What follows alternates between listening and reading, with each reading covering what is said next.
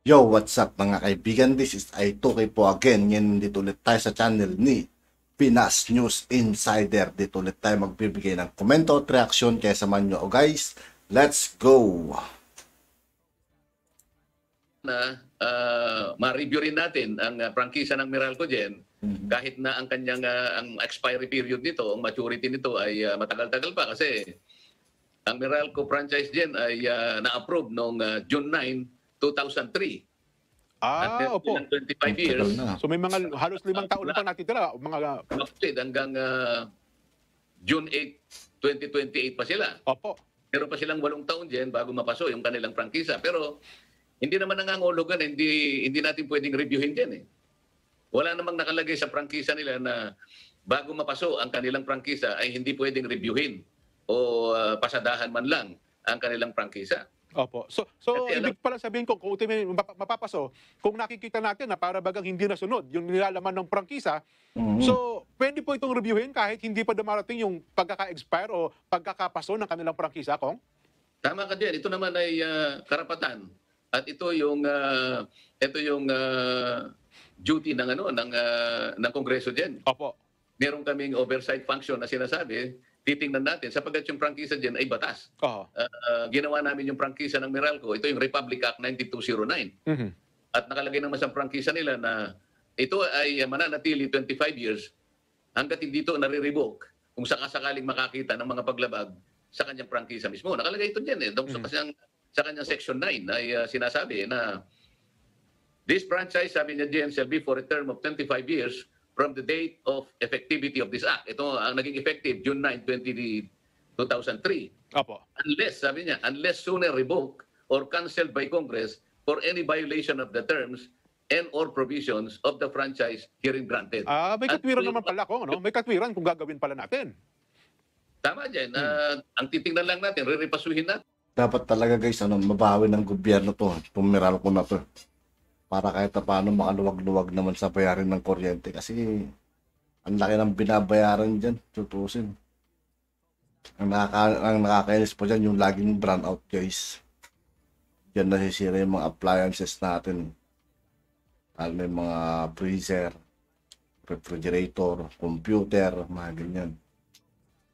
Ano-ano ba yung mga provision na maaring nalabag kung ang pag-uusapan ay yung sinasabing layunin ng IPIRA dyan. Ito, babasahin natin sa section 4 dyan. Ano? Sige po. Ang sabi rito, ang grantee yung Meralco, shall supply electricity to its captive market in the least cost manner. Tanda mo yun? Opo, least Kailangan cost manner. makapag-supply Opo. ng kuryente sa kanyang captive market. Alam mo, yung market niya pare, ay captive eh. Opo. Alam mo, yung sabi ng captive. Ano yan, kumbaga no choice na. Talagang yun ang kanyang, yun ang kanilang customer. No choice din po ang customer na pumili kasi wala naman siya mapagpipilian eh. Sa tamang pagkakaliwat dyan sa Tagalog, sa kanyang mga nakakulong na merkado. Captive. Bilanggo, talagang nakabilanggong merkado. Wala ka na bang ibang bibilin, di ba? Opo. O sabi niya, self-supply electricity to its captive market in the least cost manner. Okay. Sabi pa niya, in the interest of the public good and as far as feasible and whenever required by ERC, the grantee shall modify, improve, or change its facilities, poles, line systems, and equipment for the purpose of providing sufficient electricity for the purpose of providing efficient and reliable service and reduce electricity cost. Ako, dapat pa rin, mapababa, ang bayarin. Opo. Ibig sabihin, kailangan magbago siya ng sistema, palitan yung mga lines, mga poles, o mga equipment kung kinakailangan para ma-reduce ang presyo ng kuryente. Pero ang nakakapagtaka rito, gagawin niya lamang ito kung i-require siya ng ERC. O kaya naman kung ito'y practicable. At siguro kung tayo ay magkakaroon ng pagkakataon dyan, nasuriin itong mabuti at sa ibang pagkakataon Opo. at sa ibang larangan, aalisin natin itong mga ito. Bakit kinakailangan i-require ka pa ng ERC, pananagutan mo ito Dapat obligasyon niya po yun. Oo. Obligasyon mo ito pagkatapos ang nakalagay pa, whenever required by ERC or as far as feasible. Alam mo, inconsistent itong mga conditions na ito dyan eh. Hindi kailanman gagawin ng Meralco ito. Sasabihin naman niya, Totoo. hindi po feasible. At hindi po kami nire-require ng ERC. Maling-mali itong mga ganito. Ito pa dyan, isunod natin. Sige po. The grantee, ito yung Meralco, shall charge reasonable, just, and competitive power rates for its services to all types of consumers. O yan. Maliwanag na naman yun. Reasonable, just, and competitive power rates. Maliwanag na ito, maski sa prangkisa nila, ay sinumpaan nila na sila'y magdudulot ng competitive, just, alam mo yung just, makatarungan Makatarungan po dapat. Reasonable. Okay, reasonable, makatarungan at competitive power rates. Ito rin yung nakalagay sa EPIRA. Ito rin ang layunin. Hindi ba? At Tama po, sasabi nila, Yung nakalagay po sa prangkisa, ayun din na nakalagay doon sa sa EPIRA law. Kong. yun din ang layunin, no? So magkakambal na layunin ito. Opo. Reasonable, just, and competitive power rates for its services to all types of consumers within its franchise area in order, ito yung maganda, in order that business and industries shall be able to compete. Dito lang mapapababa ang presyo lahat dyan. Okay, bumaba ang presyo ng kuryente sa household, sa mga consumers, lalo na sa negosyo at sa mga industries.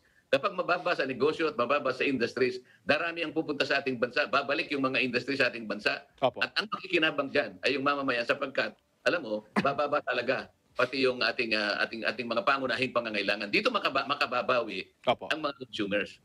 So kung susumahin pala natin to, kahit medyo tumaas ng bahagya ang petrol, sapagkat wala naman tayong magagawa sa produktong petrolyo, kung mababa ang kuryente natin, medyo kahit paano ay mababalansin natin pala ang gastusin. Kung ano ho?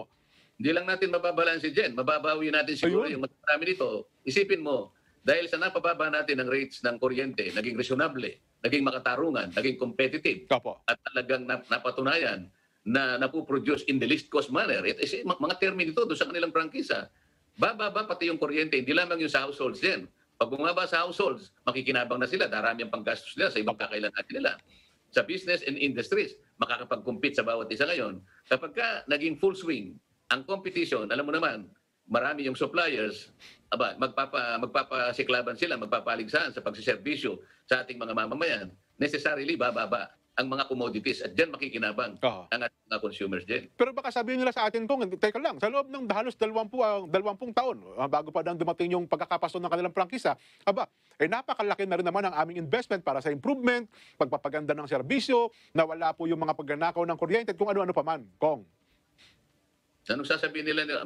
Paano mo sasabihin nyo kailan ba bumaba ang kuryente dyan? Ang pinag-uusapan natin dito yung layunin. Oho. Mula sa layunin ng pinakabatas na tinutuntun natin, ito kailangan talagang affordability, reasonable, fair and competitive. Ngayon, maski na doon sa kanilang sinumpaang prangkisa, ganun din ang nilalaman. Ngayon, kapag ito ay hindi mo na ibibigay, kapag ito ay hindi nagkakaroon ng katuparan, kahit ano pang sinasabi mo na improvement o investment na ginawa mo, wala rin isa yan sapagkat hindi nakatutupad doon sa layunin ng batas at sa mismong prangkisa na pinarmihan mo sa ating pamahalaan. Oho. So importante talaga dyan na makipag-coordinate ang bawat isa, lalong-lalo na sana sa Senado dyan, sapagkat alam mo, kagaya na sinabi mo, Opo. balik-balik na lang. Ilang taon nang pabalik-balik, hindi man lang napansin ito. Sana sa kababalik mo, natisod mo man lang sana itong napaka-importanting batas, ito pa naman ang magiging roadmap kung paano tayo ganap na makababangon dyan, sapagkat bagsak naman at ang ating kalagayan dahil nga sa pandemya. Kailangan mo pa ba ng mas mahabang panahon sa 20 taon para lamang mapanagutan mo ang layunin ng batas na ito? Hindi naman ginawa ang batas na ito dyan para maging dekorasyon lang. Ang batas na ito ay talagang gagamitin mo para sa gano'n yung interest at kapakanan ng taong bayan ang mabigyan mo ng panahon dito. Sapagkat silang higit na makikinabang dito. Bakit ito ay hindi binibigyan ng tamang pagpapahalaga ng mga nauna na sa Kongreso, sa Senado dyan? Aha. So, dapat siguro talaga kung merong isang pumasok sa Senado na tututukan ng pansin itong bagay na ito kung sa kapakanan at siyempre po sa kabatiran ng taong bayan kung kasi ang laki talaga, ang dami. Kung halimbawa kung dito sa atin, sa Luzon, Meralco, kasama rin po dito kung halos lahat ng mga electric cooperatives hindi ho ba? Tama dyan, pero sa Luzon ang pinag-uusapan natin Tama sa po, yung active market, 75% ng households dito sineservisyuhan ng Meralco.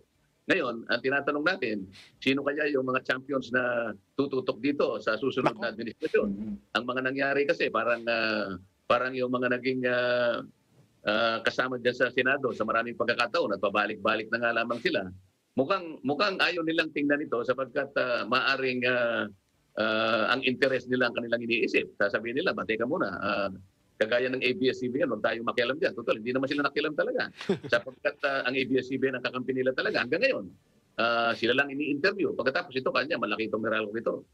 Padrino natin yan. Kapag kakinalaban natin yan, siyempre mananagot tayo. Madidisgrasya ang ating political career dyan. Pagka ganito ang palagi nilang iniisip. Tayo naman kasi dyan, hindi na natin sinasabi kung anong mangyayari sa political career natin, ang pinag-uusapan natin, ano ba talagang dapat nating gawin? Ano ba sinasabi ng mga batas? Bakit tumatalikod kayo sa mismong batas na ginawa natin? At yun nga po mga kaibigan, dito po nagtatapos ang ating reaction video. Muli ako po si I2K ng Sundalo ng Dunggalo at 811. Maraming salamat sa patuloy na pagsuporta. Yeah, peace out.